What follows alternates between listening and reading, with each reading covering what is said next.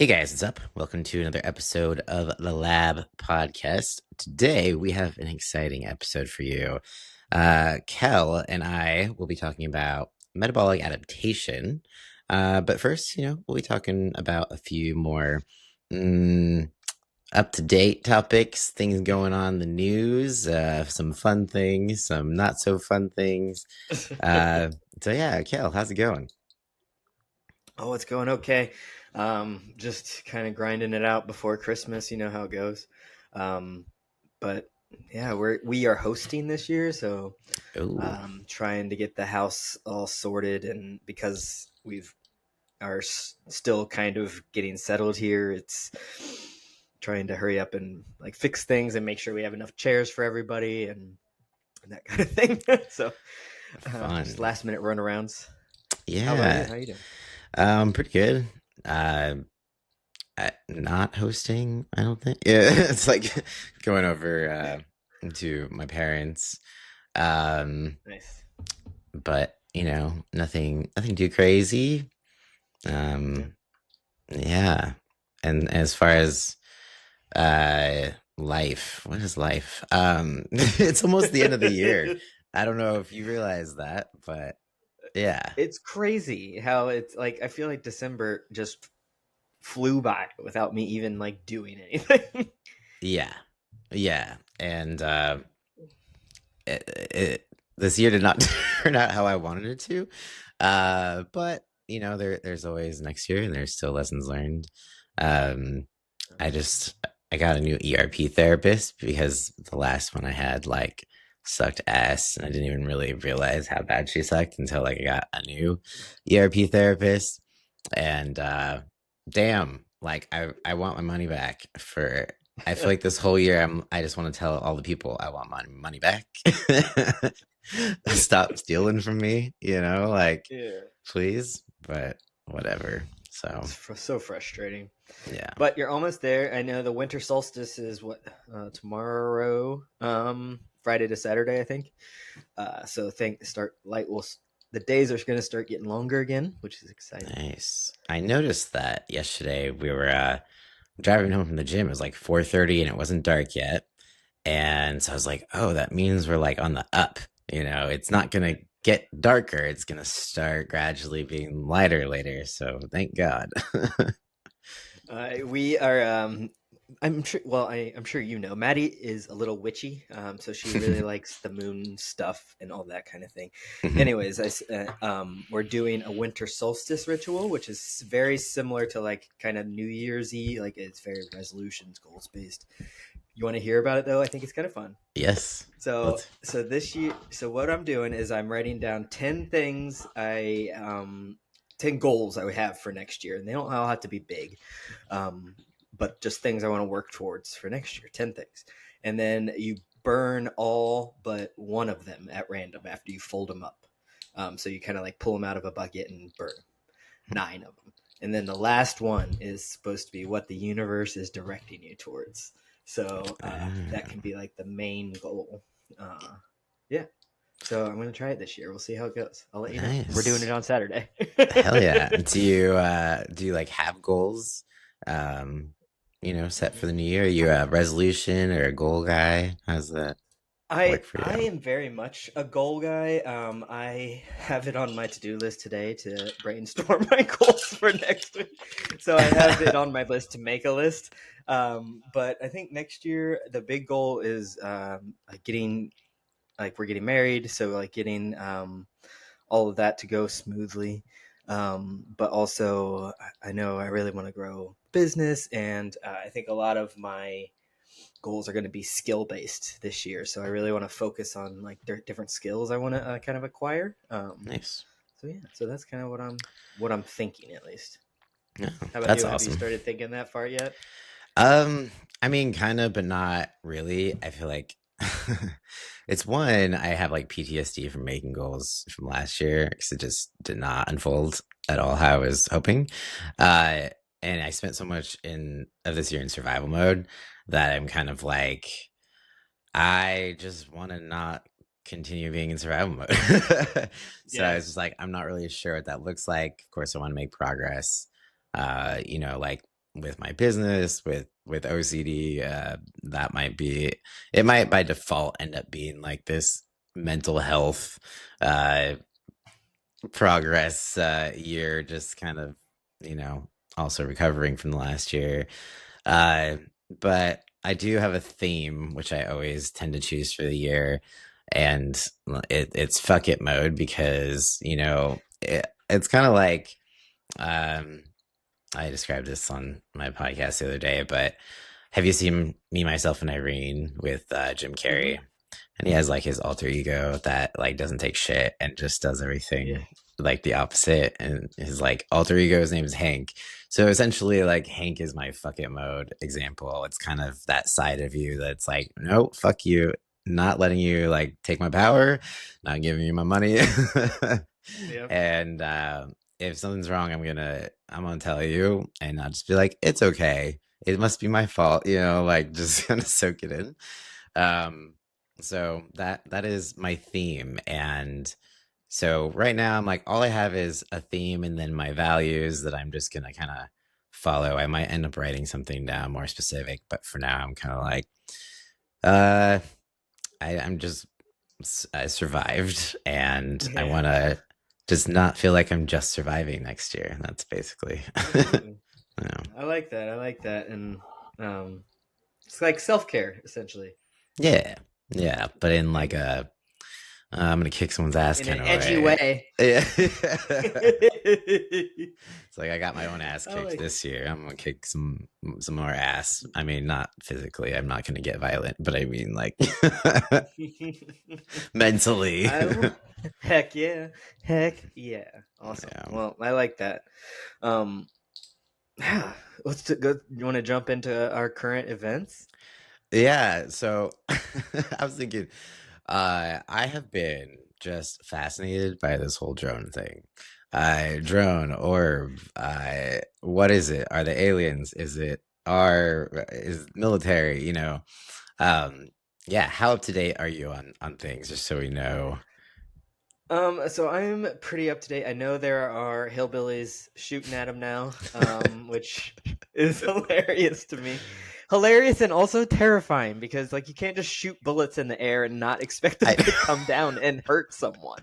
I know. Um, so I'm a little worried about that, but otherwise, I'm pretty up to date based on the TikToks.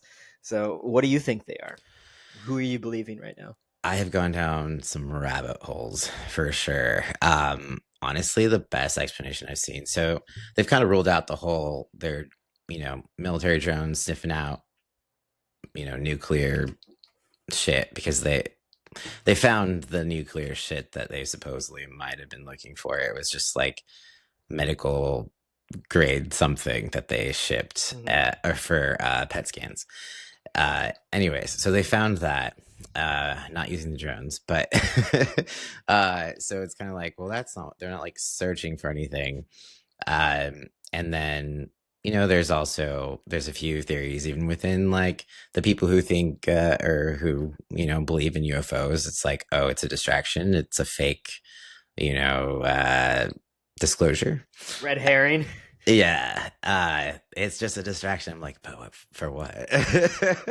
And then there's also someone I came across who thinks that they're like the orbs are plasmoids, essentially. So he is very interesting, and he has this like radar footage of flight MH370, the Malaysian flight that like disappeared, and we still don't know like what the fuck happened to it. So there's like, he has this footage. It's not obviously like footage. There's no like nothing fly alongside of it. It's radar footage that like was leaked by a whistleblower, essentially. And you see these orbs like flying around it, just circling it, until you see the plane. Just, you see like, it looks almost like a explosion, and just disappears like into thin air. And so he thinks it's like this technology that we've actually had.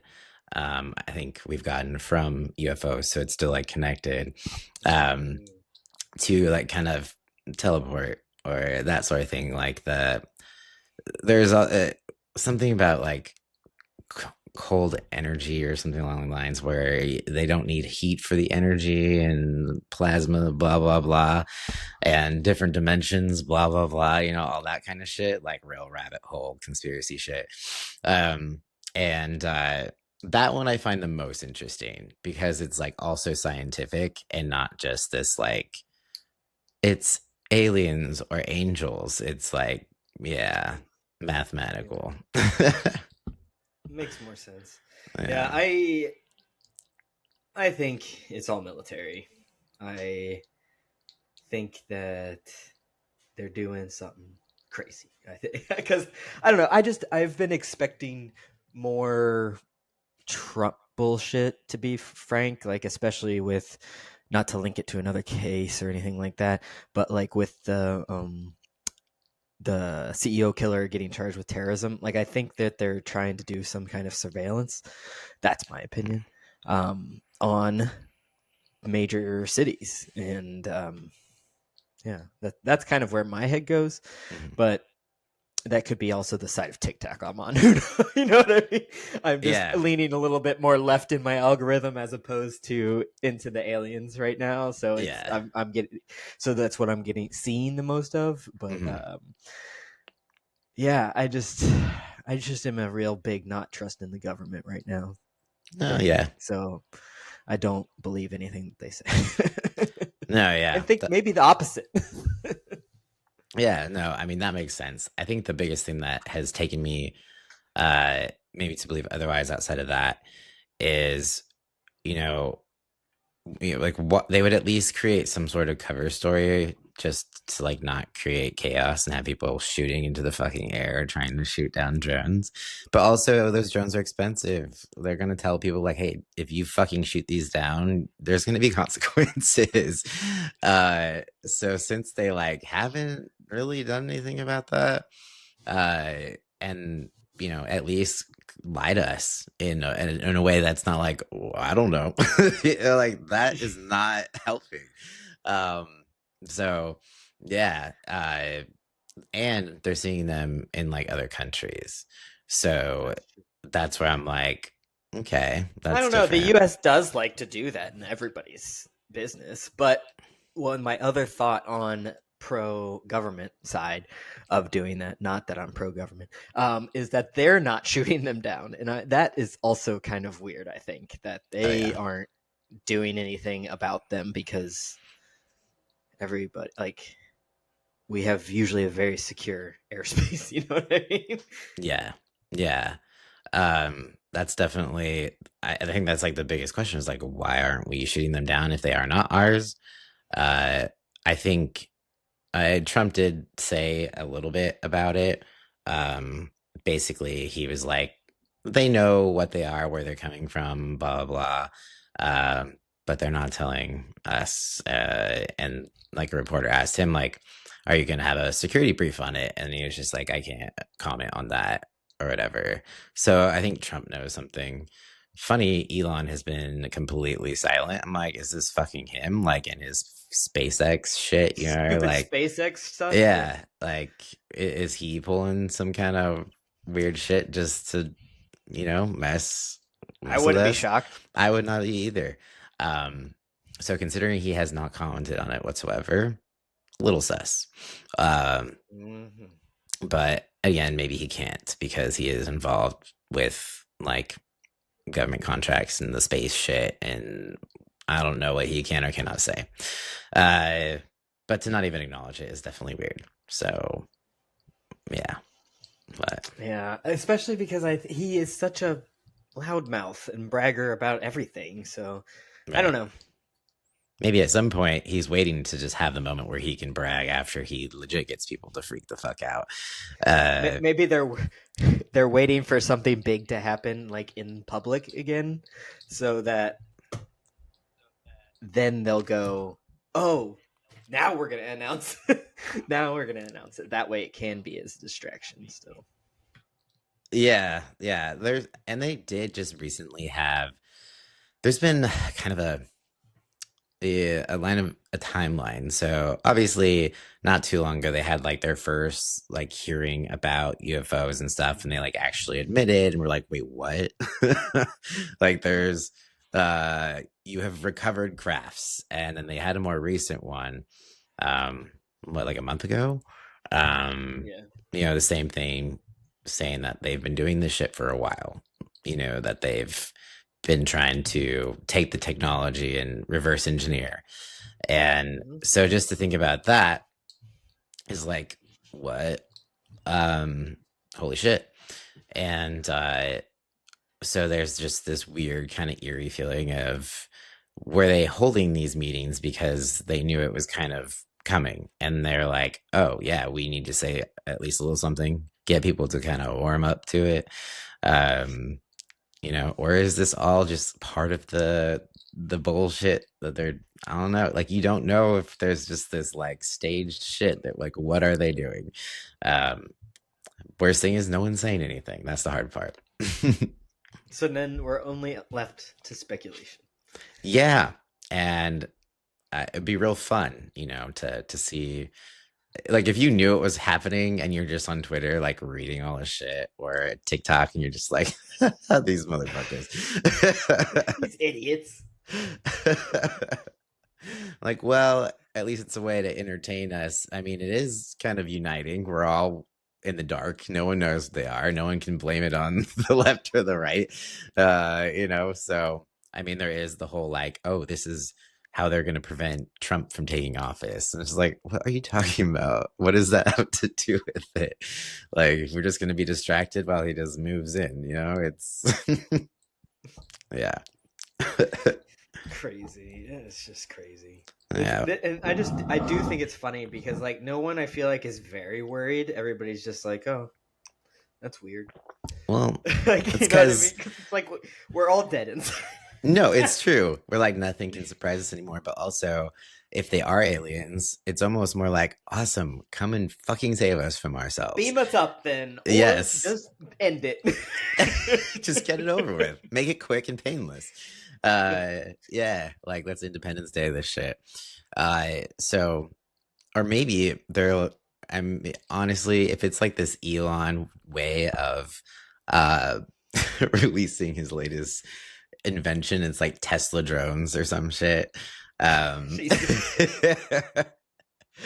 Oh, I would not be surprised. Or maybe they're just air Roombas. They're cleaning the air, and it's like,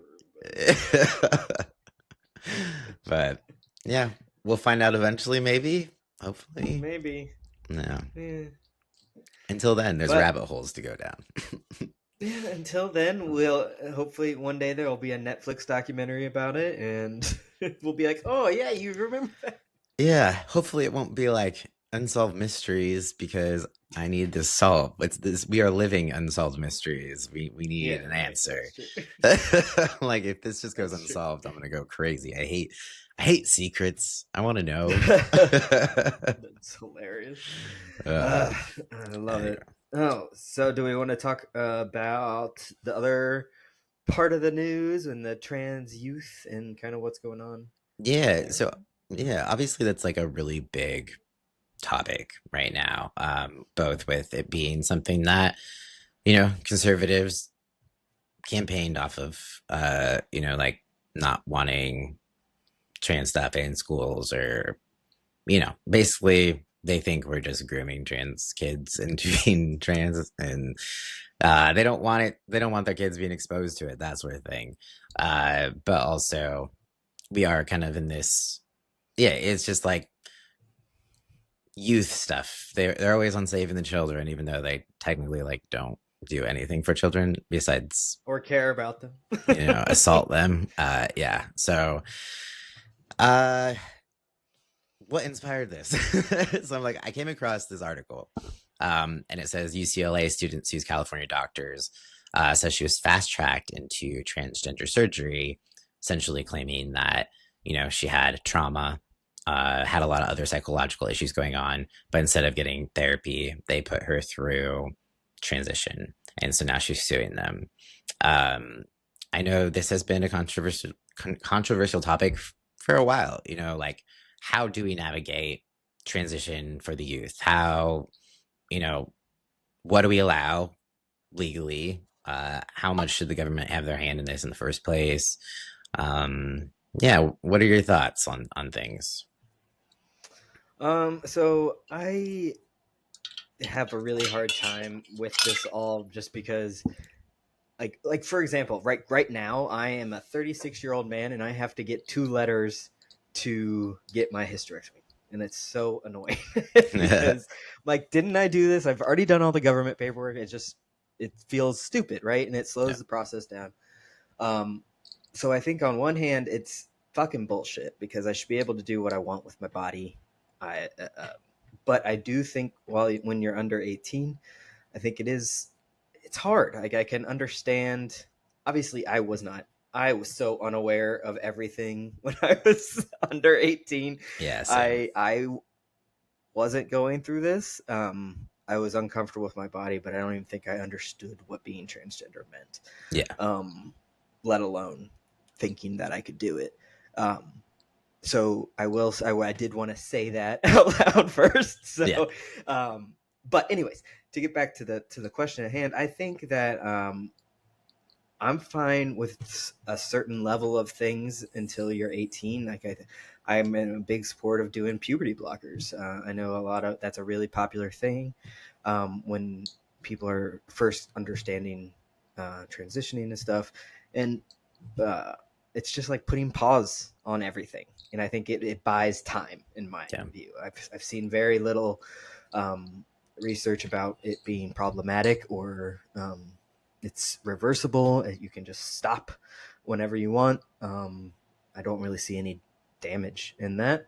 And I think socially transitioning is fantastic.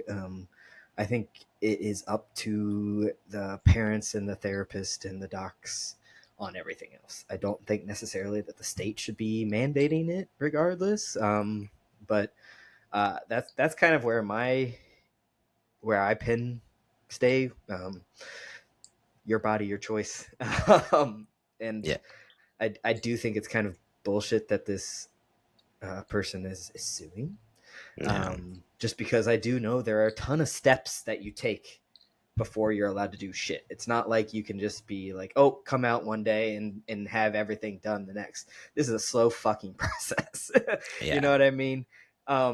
So I feel like you already like there's so much time built into the decision making already that it's kind of on you if you go through everything and are bad. I don't really see how you can do that. Yeah. How about you?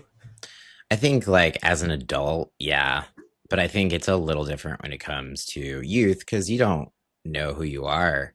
There's still so Yeah. much that you're like your brain's still developing. So it's kind of how you see it. Like I was born into Christianity, and like if there was some like I got married and I did all those things and it's like, oh yeah, that's definitely on me, but I also didn't know better. Or like, it's just you're a lot more easily influenced as youth. Mhm. So that's where my biggest concern is. And I think, all of the barriers that they have in place for the youth side of thing, I think those are a good thing because of the fact that you're still very much figuring things out, still learning about yourself, learning how the world works. If you've had trauma in the past, that can very much so affect things with your identity, mental health in general. And this person did say that they had been sexually assaulted when they're younger. And so when they hit puberty, that's when this thing is kind of started because the idea of like developing into a woman and kind of being afraid, because of their past. And I think that's more common than we think. Um, but her biggest argument was I do see, I get where they're coming from, is that instead of just being put in therapy, they went directly to gender therapy. So all of the past, like trauma, the sexual assault, that sort of thing was not addressed before they started talking about or treating the gender dysphoria. So it was like gender dysphoria was more of a symptom of trauma in their case. I'm not saying this is always the case. I'm definitely not saying that. but I think it's possible because trauma can make you do some weird shit. So I think there's definitely value in making sure that they're being evaluated not just directly by, gender transition therapists, gender therapists, to kind of guide them along the way. But it should be a mix, of let's talk about your history, what has gone in the past, and kind of learn where that person's coming from before we push them forward into something, as they grow into adults. And I am someone who I feel like I would personally benefit if I was able to transition as a kid, but we didn't, like you, I didn't have the words for it. I know I felt uncomfortable. uh and kids have language for it these days, and it's more of a thing. But yeah, I just think we do need to make sure we are checking off all the boxes. We're evaluating things on a case by case basis. It's not a conveyor belt, it's not a cookie cutter situation.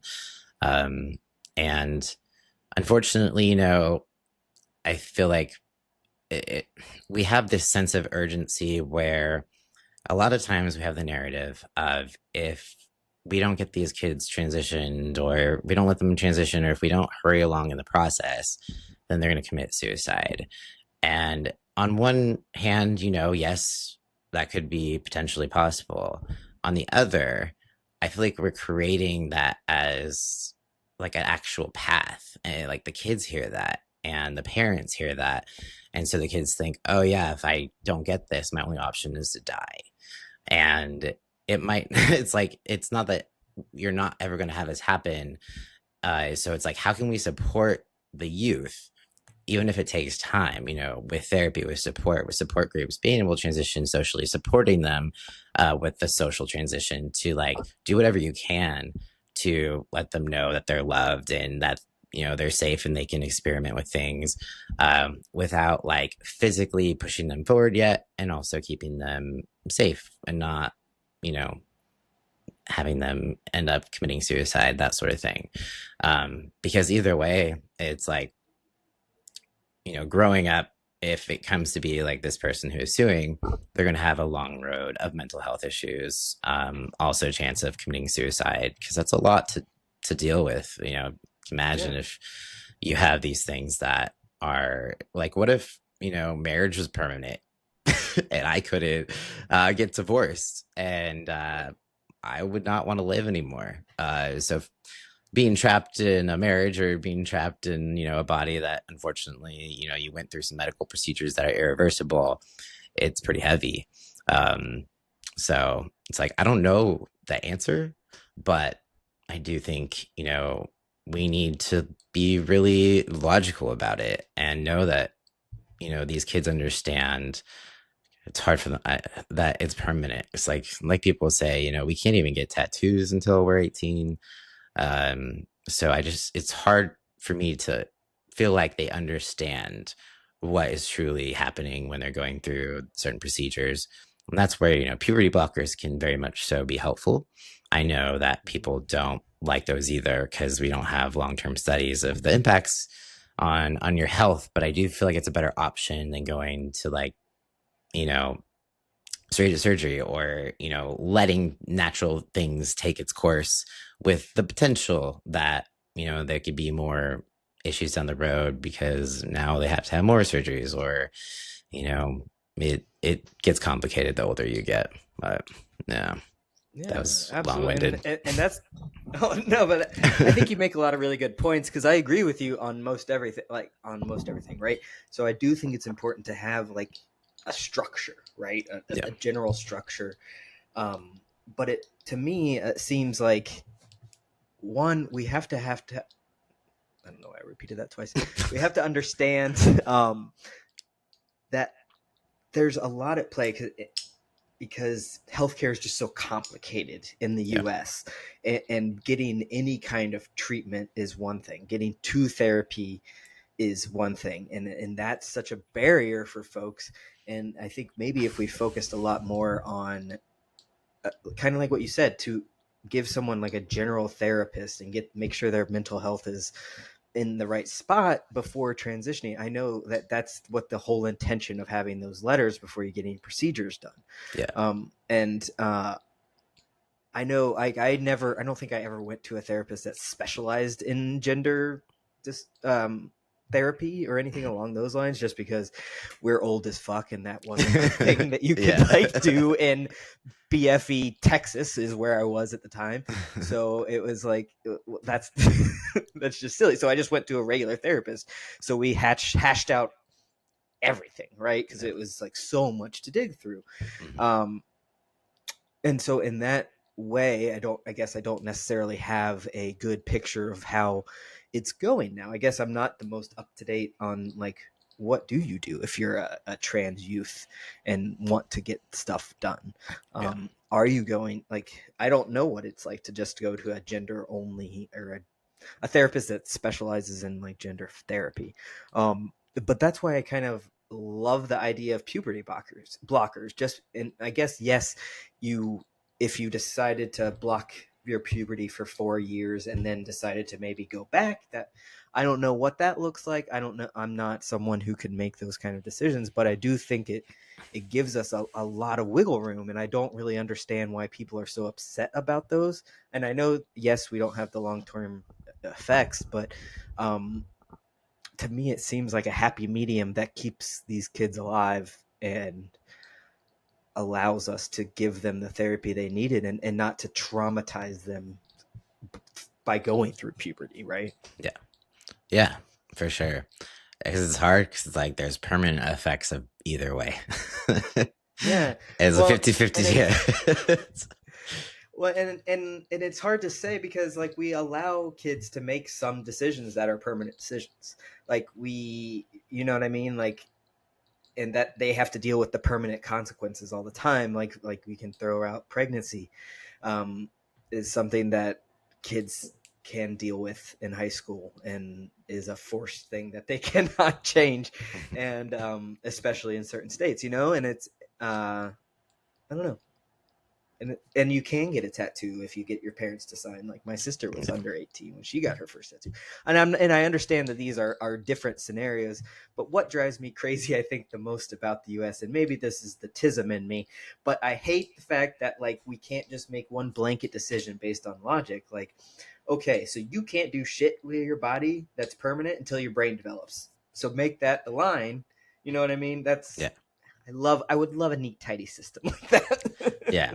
And it's the same way like everyone matures at different rates too. So Yeah. you can't even put a real age on things. Because Right. maybe, you know, some people at 18 have their shit together and they seem a lot older than they are. And then some people at 18 are like big, children and they don't, have any, like they live like they're 12 still. So, Well, and who's to say like that the girl or the person who's suing, if they would have made the same exact decisions 10 years later into their life, like what are we saying then? Because I'm trans adults can make these same choices, you know, and yeah. have the same feelings about it afterwards. Yeah. So And I think who's to that's, say? yeah. And I think that's where like addressing trauma first always comes into play. I think no matter what age you are, like we went to regular therapists because gender therapists didn't exist. I think that's why I always push therapy, whether you're beginning transition or not, but definitely go to therapy first. I'm not one to say that we shouldn't have like informed consent because that could be helpful, especially if you don't have like the funds. But at some point, like that is a little bit more risky. Uh, because sometimes trauma can do some things. You play some tricks on you, and to not address it, you just never know what is going to happen. And we do see um, some regret even with adults that have transitioned. Um, like obviously it is not as common as like people being happy with things, but we are seeing it, and you're going to see it more when we do have systems with like informed consent where it's just like, okay, sign here, cool, you get it, it's permanent, let's go. um do I think that they should be able to sue over it and all that stuff? No, because yeah, that is a choice that an adult made. But for any adults, I just would be like, push them to go to therapy, like for your own sake, for your own good. Just because it's not something to be taken lightly. This isn't body modification. This isn't a tattoo. This isn't a piercing. This is, like a permanent thing that affects your day to day for the rest of your life. So, tattoos, you can get removed. Piercings, they heal. But, you know, surgeries, transition surgeries, it's not as much reversible. And I also want to say, like, that therapist must be trash, right? Because, like, if someone came in, even if you were saying, I'm only going to be focusing on gender, you would talk about those things, would you Right. not? Of course. Yeah. Like, I that's I don't all part of it. understand. Me Like, either. um, I've never really, and I know not all therapists go through the same training, and I know, and to be honest, like, I don't even know what the difference is with all the letters after their names, because I know that, like, we use this term therapists for a ton of different, like, actual people, right? Like, Yeah. there's different types of therapists, social workers, that kind of shit. Hmm. So, like, that's not even, I feel like, as standardized as it could be. But I would imagine that you should cover all of these bases in, like, the first, like, like, in the paperwork, even, like, Yeah. you know what I mean, when you're onboarding with a therapist. So Yeah. it's kind of wild to me that that would never come up anyways, because I don't know, like, I would imagine that's something that you have to address. Like, I feel like that's something that even when you and I were going through like therapy to get our letters or whatever, Mhm. like, I'm sure that came up. Like, I would have had to say, no, I don't have any, like, major trauma that we need to talk about, or, like, that's one of the things that I feel like which were being, or is evaluated. You know what I Yeah. mean? I don't know if that makes sense. And I have a terrible memory. So I don't I don't necessarily remember everything Yeah. that was asked when I was first starting my process. Yeah. I think there is also some, individual responsibility, especially as adults, not maybe not as much as children. Yeah, not as much as children. But as an adult, if you are thinking about transitioning, and I think you need to go into therapy, not just thinking how quickly can I get a letter, how quickly can I get hormones, like go in it with actually wanting to dissect your past and work on shit. And I think if you go at it that way, you're much more likely to, uncover some shit, but also feel more secure in your decision later on, because you won't have that, oh, like, we didn't talk about my trauma. Oh no, like, so it's just like cover all bases for yourself, for your own sake. Well, especially, and I know we're probably going a little long on this, but I I just feel like your trauma doesn't go away. So, like, even like when I transitioned, like, I have a lot of issues with friendships. Like, this is probably something we don't need to get into on the podcast, but, like, Let's I go. always feel very like, people don't want to be my friends, so, like, I have a lot of trauma around that, so I'm always looking for flags and, like, signs and stuff. But it, and I know you're like, how the fuck does this relate to being trans? And but what I've noticed is that, like, once I transitioned, and especially once I'm, like, really passing, it's very difficult for me to make friends with cis men, and believe that they're, like, not thinking bad things or judging me, or like, maybe I'm different, like, this isn't how a normal guy's relationship would be. And these are conversations that I'm always having in my head. This is just trauma, right? Yeah. But it's trauma that I've always had that is playing a part in my transness and in my gender identity. And I think it's just all fucking connected. So I think it's incredible to me that someone would go through all of the steps that are required, because, like, a lot of therapy is required to do your trans stuff. Yeah. And it's just crazy to me that that wouldn't have been addressed in that, even if the therapist wasn't great. Yeah. Ultimately, that's just like, we need to make the therapeutic process is thorough and complete. And I know it's hard to take more time with things, but if you have the ability and the resources to take some time in therapy before, like, socially transition first. You know, play with your pronouns and your name and do all that stuff. But do make sure you work through your shit and don't take it lightly because it's life altering. In a good way or a bad way, depending which way it is. And I have one more thing to say about this before we move on, because it's something I've always thought would be so amazing, is to have like a trans big brothers big sisters situation, because it's something that I think, but I think it would be so good, like to have like a person who's like more further along in their transition, like Yeah. paired up with a younger person to kind of help them navigate this stuff. And like, because I think that would be it would have been so beneficial to me. I did go to a couple support groups, so I kind of had that, but like I feel like it's not very accessible. I don't know. Yeah. But if someone ever hears this and says there is a program that already exists like this, please contact me, because I would love to be part of it. But I do think something along those lines would also be so beneficial. Yeah, most definitely. Because you can talk with someone who like firsthand experience and Who has done this? Yeah.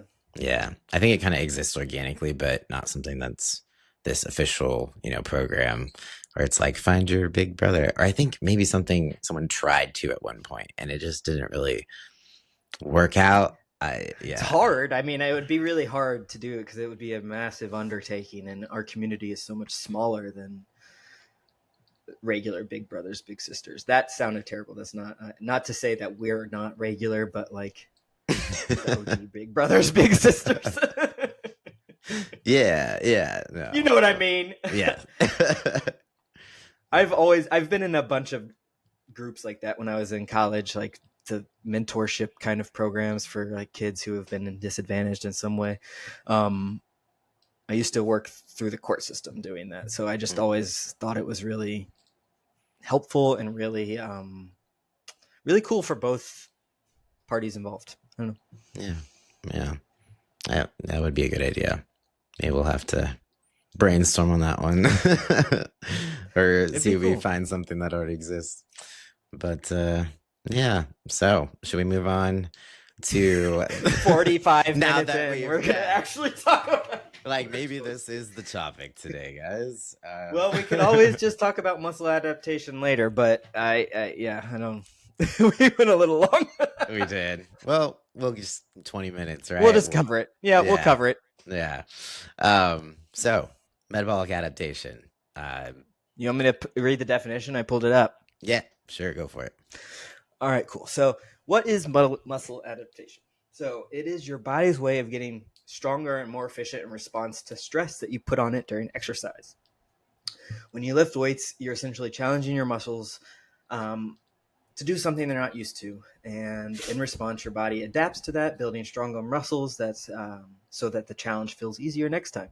So it's the muscle adaptation is like the science behind why progressive overload works, essentially. Yeah. I thought we were doing metabolic adaptation. Fuck. I did. I was like, did I get this wrong? You so right. I was like, oh, okay. That is my bad. I am so sorry. I mean, I did not prepare. It's but we can go. It's a type of adaptation. Shit. All right, you have to read the definition now. Then. All right, so metabolic adaptation. So it's Jesus, also called adaptive thermogenesis. So it refers to the way your body adjusts energy expenditure in response to changes in your diet or weight. So it's like when you're dieting and like 1,800 calories works for you until you hit maybe you like weigh 165, and then you're on 1,800 calories, you get to 160, and then it stops. So that's when you have to adjust things because your body adapted. So yeah, and also your metabolism can adapt even if your weight doesn't change, because basically our body does this because good old starvation mode, right? For all I need to know, that's like a myth. Metabolic adaptation does not happen quickly. It doesn't happen if you skip a snack. It doesn't happen if you fast for 24 hours. It's just your body is always wanting to survive. That is just how we are built. And so at some point, if we're on lower calories, our body thinks that we're starving. It doesn't stop you from losing weight. It just kind of can slow it down. We cannot, go against the laws of thermodynamics. Our bodies are not like that capable, but they are smart. So they try to work more efficiently on lower calories so that we don't die. So that's essentially how it adapts. But there's also ways, because it's like the brain or your body doesn't know that we have so much food around us and that we're not actually starving. So there's ways that we kind of like trick it into not adapting so quickly. But yeah, it can adapt it a little too quick if we are not careful. Yes. All right. So now that we're on the same page with the definition, why is this important to us? Why do we care? So this can make losing weight a little bit more difficult if that's your goal, or gaining weight if that's your goal. But this isn't as common, I feel like, as people want it to be. What do you think? Like, I feel like people think that their metabolisms adapt a lot quicker than in reality they do. Yeah. Do you hear that often? Oh yeah, for sure. Or there's people, that's the very common saying of, "Oh, I'm not losing weight because I'm not eating enough." It's like, no, that's not true. You're actually eating too much because you can't lose weight. But what they really mean, there's a few separate things. One is like maybe they have been in too big of a deficit for too long, and so when they try to come out of the deficit, then they start gaining more weight because their body adapted to lower calories. So what they think might be maintenance is no longer maintenance. So you kind of have to show the body, hey, we're not starving anymore, kind of go gradually so that it's not, your metabolism catches up with its surroundings and like, oh, we have food. Cool. We don't need to hold on to it. What was I saying? Like, we were talking about why we care and how how why or how it can show up to new lifters and why. Yeah. So, why it doesn't just happen, spontaneously. It takes time. It takes time for it to adapt. Should I go over some of the things that like make up metabolism just to get an idea? Because sometimes what we think, or like what is actual metabolic adaptation, is subconscious, but there's actually straightforward answers. So what makes up metabolism is like your basal metabolic rate. So that's the number of calories your body burns at rest, doing nothing. That's just your base level. So then we have NEAT, so non-exercise activity thermogenesis. So that's like fidgeting. Like I've got this little fidget toy that I'm fidgeting right now. I'm not bopping around. Yeah, that is neat, and that will slow.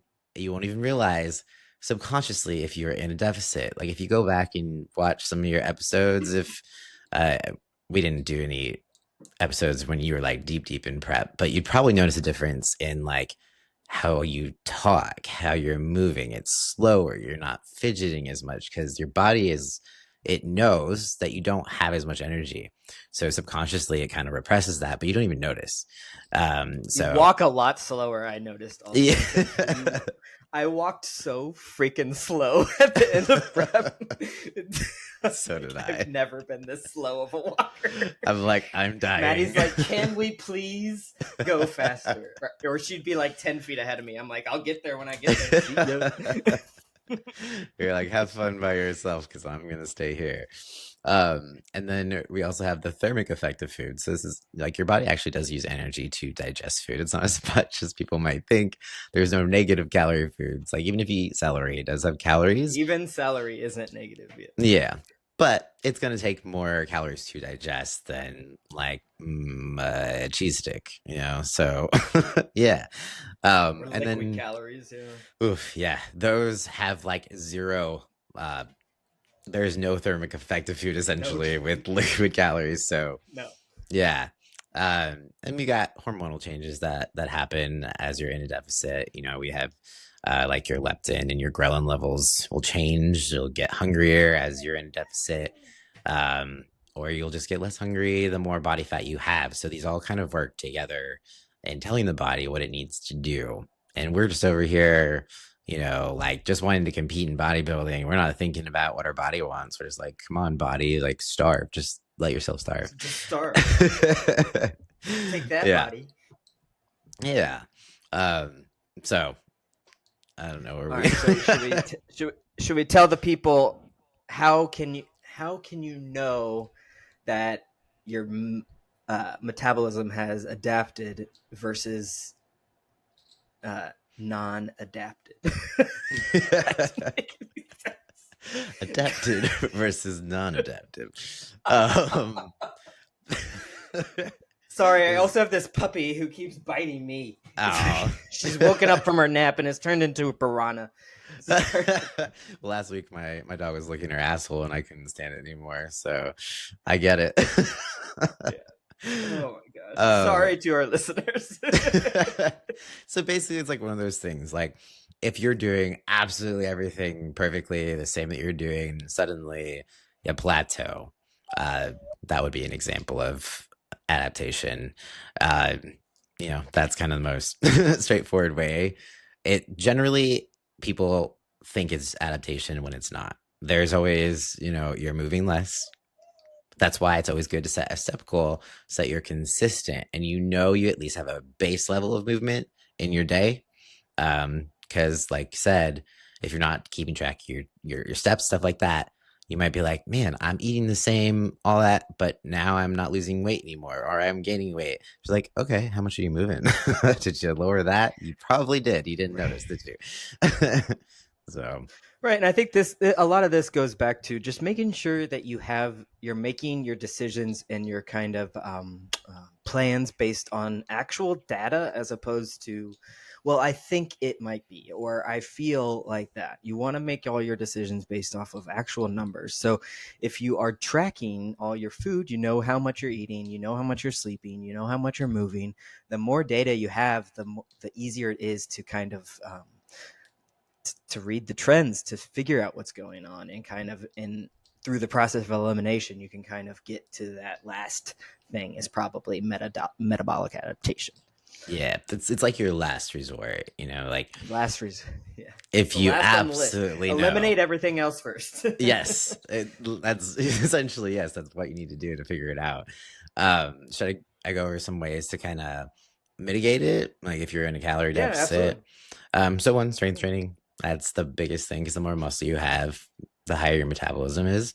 So if you are in a calorie deficit, please strength train, because if you don't, your body's also going to take energy from muscle, and then the less muscle you have, the more likely you are to gain fat. Like even when you come out of that deficit, because you already just lowered your metabolism, so your BMR is even lower than when you started. Not ideal.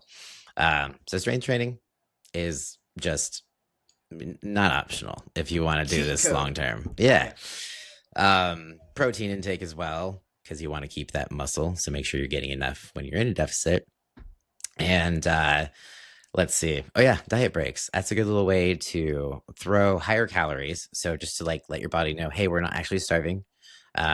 Here's some more food. Maybe go into maintenance for a week, 2 weeks, and then your body did not adapt to the lower calories, so that we have more wiggle room, more places to go without feeling miserable. And also psychologically, it's a nice little break, and you're not prone to like go on a binger because you're just like, so restrictive. Making calorie changes gradual, so don't go into like too large of a deficit too quickly. More is not better, because you're just going to adapt quicker, and then you have nowhere to go. At some point, you're like, oh shit, I started at 1,500 calories. Where do I go from here? Now I have to run an hour a day in order to lose fat. So you don't want to put yourself in that pickle. It's not fun. It's just miserable. And that's how people are like, diets don't work. And because then you're like, fuck this shit. And then you want to eat everything. And yeah, so those are just some ways to kind of prolong, mitigate, adaptations. So prevent it, not prevent. Yeah. Yeah, prolong was the right word. You got it. Is there anything else we wanted to cover here? I think basically the biggest thing that I would say is I want to address metabolic damage. People saying that their metabolism is damaged. And it's actually not true. It's not damage. Your body just knows what it's doing. It's smart. It's doing what it's supposed to. It's supposed to like help you survive. So although it's adapted, it's not permanent. You can change it. Slowly raising calories, putting on muscle, raising your metabolic rate. So don't think that just because it's lower now that it's forever. You can never lose fat, that sort of thing. Yeah. Yeah, you can't damage yourself beyond repair when it comes to metabolism. No, I mean, we could argue that we can damage ourselves beyond repair, but our metabolism is pretty resilient. But not just the metabolism. Yeah, like, well, I can definitely do some damage in my brain with anxiety, but you know. So, yep, cool. I think that's probably about it for our brief last segment. Like, hey guys, welcome to a fitness podcast. Let's talk about current issues. Everything else. Yeah. We don't want to talk about fitness today. I'm sorry. But I did pull up my power talk, at least. Still is very related to our topic. So today, I'm sure everybody has heard this. It's from the controversial character Winston Churchill. Success is not final. Failure is not fatal. It is the courage to continue that counts. I think this is especially useful around the holidays. Not to say that we're all like failing and being miserable, but I do think that people cause more damage over the holidays with their mindset than with anything else, especially food. Just because I think a lot of people will have one bad day at a party and be like, fuck it for the holiday season and just go wild. And so I want, and I'm not saying bad tisk because I have done this before. I have done this. It's really easy to do it because you're already wanting to go off rails. So that one time that you do, and then you guilt yourself and pull yourself through the coals afterwards, it really just fucks up your head. So I want to just say, remember, we don't need to slash all 4 tires if we got a hole in one. All right. Yeah. Just remember that it's making one mistake isn't terrible. Compounding that mistake is going to be worse. So just getting back on the horse and that courage to reel back in, even if you're going to have Christmas the next day. Just remember, reel that back in, do what you can, and then keep on going. Yeah, I like that. It's the fuck it mode. It's not a point in time you want to go into fuck it mode. Like, fuck it mode is for other things, not for food. Yes, exactly. Don't go into fuck it mode for food. No, but I will ask, if you went into fuck it mode for Christmas, what food would you choose? Yeah, that's super easy. So my favorite Christmas cookie are those peanut butter ones with the Hershey Kiss on top. And I could eat those by the Tupperware case. And never get sick of them. Like, I just love them so much. So that would be my fuck it food, specifically. Just that one type of cookie. I would be fine with that. I would eat it for breakfast, lunch, and dinner. It's fine. I really like them. And I feel like you only see those at Christmas. And it's not a cutout. It's not decorated. I don't understand why we can't have them year round. Yeah, the thumbprint cookies, right? It's just the Hershey in the middle, and they have they're like basically peanut butter cookies with Hershey's, right? Or are they not peanut butter? Yeah, no, I'm pretty sure. So how I've always made them, how my mom makes them, is you ball up peanut butter cookie dough and then you roll it in sugar and you bake that, and then as soon as you're done, you just put the Hershey Kiss. Yeah, it's super easy. It's delicious. It's super basic, but it's amazing. Especially if they got a little warm and they kind of melted a little bit. So good. Super I also good. love dipping them in my coffee. I used to have a friend who had a Keurig cup coffee maker, I need to put a Hershey's Kiss in the cup as it like dripped down into the coffee. I'm like, So oh, smart. that's very smart, very dangerous. I guess if it's just one, it doesn't matter because it's like what 30 calories. I don't know. Um, That was my diet treat for a long time. I would have one Hershey Kiss a day. I feel like that's just torture. Like just one. I don't understand how people can have just one, like one piece of chocolate, one cookie. I'm like, I'm gonna eat everything. I'm gonna have a moment. I cannot just do one. That's why then you have to couple it. So I would have one with my coffee because I like to let it melt in my mouth. This is making me sound so weird today. And so that was Welcome my to the treat. show. And then I would store them up really high so that if I really wanted them, I had to get the step stool out. I'm very lazy in the day to day. And for some reason, it hurts my ego to get the step stool out to reach things. So I don't do it very often. Usually that's enough to make me not get whatever I want to if I can't reach it on the first go.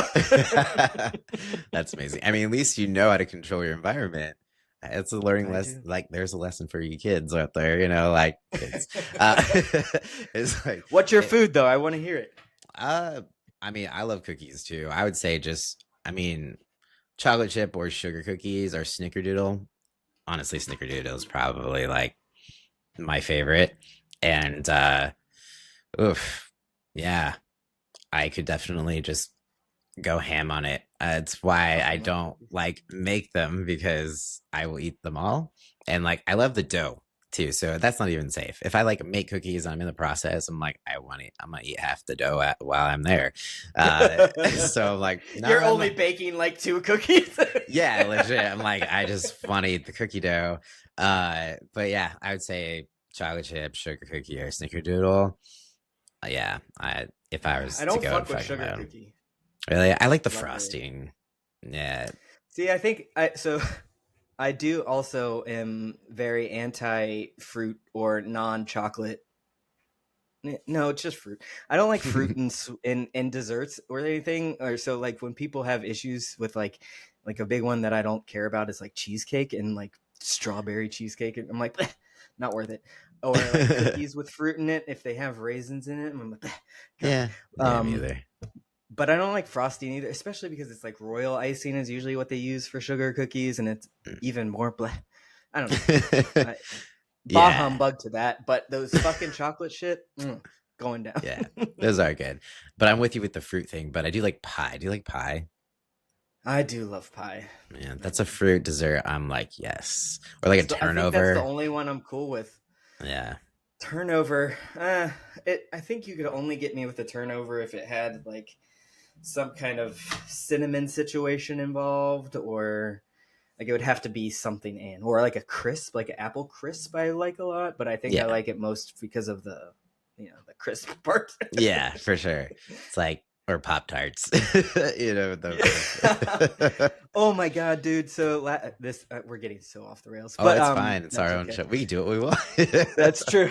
But so I went for like my treat meal a couple weeks ago. We were in Columbus and we went to this Yemen coffee shop. It's brand new and it was amazing. First off, they really know how to make some coffee, but they also had this blueberry pastry, and it, no joke, tasted like a blueberry toaster strudel. It was but amazinger, like somehow it was the most delicious thing. And that was something I wouldn't have got normally, but I'm like, I'm just gonna try it, and man, knocked it out of the park. That sounds good. I was about to say, I mean, you don't see a blueberry pie very often, but you do see a lot of like blueberry muffins. Do you like Mm. blueberry muffins? It's got fruit in it, but I do. I do yeah. like blueberry muffins. I don't know. Blueberries are good. I will eat basically anything if they put a blueberry in it. I don't know if I've ever had a blueberry pie though. I don't think I have either, to be honest. It's not a thing really. I know it is, but it's not very popular. Uh, Mm. maybe Wonder it's if it's. because Well, I was gonna say blueberries are expensive, but they're no expensive they than all are. the other berries. That's true. I mean, they're not as a lot of berries aren't very sweet, but that's what the sugar's for. So I don't know why they don't make as many blueberry pies. I don't know. Sounds It's good though. I'm sure. Yeah, I'm sure it is. I've just never You never see them. You go to like Marie Callender's, it's always apple, lemon meringue, uh, Cherry. cherry. I like cherry pie. I think my all-time favorite is peach, like fresh peach pie and strawberry. Uh, I do like I don't think all. I've had either of those, to be honest. Really? Okay. Yeah. Well, there's so much that you're gonna have to try. I mean, not too Yes. much, but Um, so yeah. In other words, guys, enjoy your holiday. As we talk, Don't go into fuck it mode, but if we could, this is what don't we go into would fuck do. it mode. There's always a thought, like a Uh, dream of, oh, if I just went ham on something, but it's never a good idea. You always hate it afterwards. You feel like shit. oh my god. And so it's just like, it's a great idea that is never actually a great idea. Yeah. My mom, after my first bodybuilding show, because I also love 7-layer bars, which we make around Christmas. But I don't know. Have you ever had a 7-layer bar? No, It might be a Midwest thing. Also, might I'm not be. sure. But it's like graham crackers and then butterscotch, coconut, walnuts, or no, maybe pecans. I don't know. One of those nuts and chocolate. I don't know that. I think that's 7. But I had my mom make me a pan of those after my first bodybuilding show, and I ate that entire pan, and my stomach was not happy. Oof, It was that's bad. that is rough. Yeah, we have Mm. death by chocolate. Do you guys have you ever had that? Uh-uh. It's like a layer cake, but it's like cake, and then shit, I'm gonna forget the name of the Heath bar. Thank God. Okay. Oh, So, I love Heath bars. yeah, so it's chocolate cake, Heath bar, and like real actual like whipped cream, homemade, just layered uh up, and it's delicious. So yeah, That sounds good. yeah. I always go Heath bar blizzards, Dairy Queen. Okay. I've not had that. I don't think I've ever had actually a blizzard. I had a McFlurry. I had the Oreo McFlurry plenty of Blizzards are so times. much better. They look great, but we never had a Sonic near Not us. DQ, Dairy Queen. Oh, we never You had a guys don't Dairy have Dairy Queen near Queens? us. No. I mean, we do That's now how I. where I live now. In Auburn, we didn't. We had Foster Freeze. Uh, I don't even know. I've never heard of that. oh, that's funny. Yeah. So Foster Freeze is usually, I don't know, like you find them in small towns. It's like the one fucking thing. So that was, our thing. Apparently, it's probably the equivalent of like a Dairy Queen, but obviously there were no blizzards. It was like cones and shakes. So yeah. Oh. It's because Dairy Queen also has my birthday cake that I get every year is the Dairy Queen birthday cake. It's an ice cream cake. I didn't even know that. Chocolate ice cream, then fudge, crunchies, and vanilla ice cream, and then whipped cream on top in a cake. That's there's a lot going on there, but it sounds delicious. I feel like I've had it every birthday since I was like 5 years old. uh, I usually go for cookies or Cinnabon. It's been a few years since I had Cinnabon for my birthday, but when I do have Cinnabon, it's for my birthday. I might do it this year because it sounds good. Might as But well. Birthday's anyways, coming up, too. yeah, All right, we gotta get no. off this. Like we're just hungry now. You guys want some cake, some pie, cookies? Is this helping Some your cookies. cravings? But yeah, don't eat like an asshole. You'll regret it later. And And enjoy your Christmas or your holiday season. yeah, and we'll see. Is this the last podcast of the year? This will come out on Monday. Yeah, no, we'll have one more come out Okay, so not if quite we the record last. next week. Yeah, we'll try. We'll talk off air. Yeah. All right, guys.